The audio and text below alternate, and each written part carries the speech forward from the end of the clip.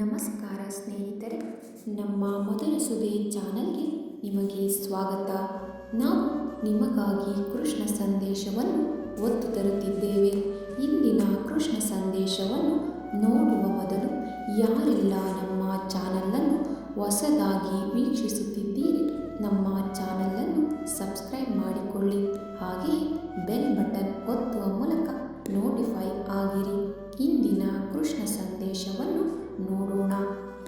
ಇನ್ನೊಬ್ಬರ ತುಳಿತಕ್ಕೆ ಸಿಗದೆ, ಆಡಿಕೊಳ್ಳುವವರ ಬಾಯಿಗೆ ತುತ್ತಾಗದೆ ಯಾರೂ ಕೂಡ ಬೆಳೆದಿಲ್ಲ.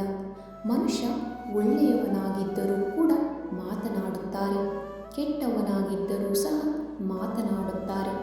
ಎಲ್ಲರೂ ಎಲ್ಲರಿಗೂ ಒಳ್ಳೆಯವರಾಗಲು ಸಾಧ್ಯವಿಲ್ಲ. ಹಾಗೆಯೇ ಎಲ್ಲರೂ ಎಲ್ಲರಿಗೂ ಕೆಟ್ಟವರಾಗಿರುವುದಿಲ್ಲ.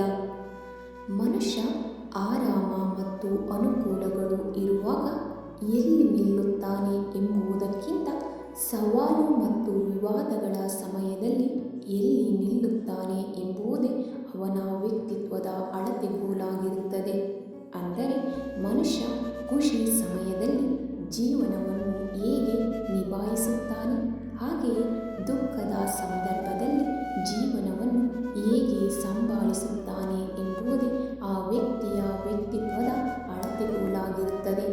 ಹಾಗೆಯೇ ಭಾವನೆಗಳ ಆಧಾರದ ಮೇಲೆ ಯಾವ ನಿರ್ಧಾರವನ್ನು ತೆಗೆದುಕೊಳ್ಳಬೇಡಿ, ಏಕೆಂದರೆ ಭಾವನೆಗಳು ತಾತ್ಕಾಲಿಕವಾಗಿರುತ್ತವೆ.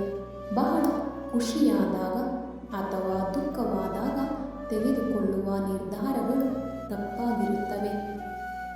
ಆದ್ದರಿಂದ ನೀವು ನಿಮ್ಮ ಮನಸ್ಸು ತಿಳಿಯಾಗಿದ್ದಾಗ ನಿರ್ಧಾರಗಳನ್ನು ಯೋಚಿಸಿ ತೆಗೆದುಕೊಳ್ಳಿ. ಬದಲಾವಣೆಗೆ ಹೆದರಬೇಡಿ.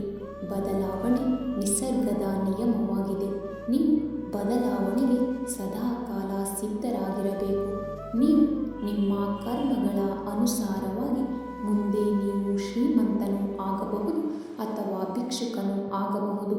ಎಲ್ಲ ಕರ್ಮಗಳ ಅನುಸಾರವಾಗಿ ನಡೆಯುತ್ತದೆ. ಎಲ್ಲ ಒಳ್ಳೆಯದೇ ಆಗುತ್ತದೆ.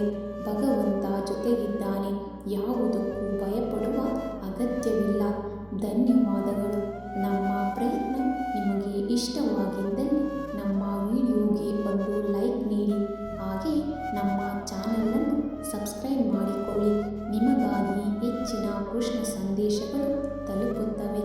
ಧನ್ಯವಾದಗಳು.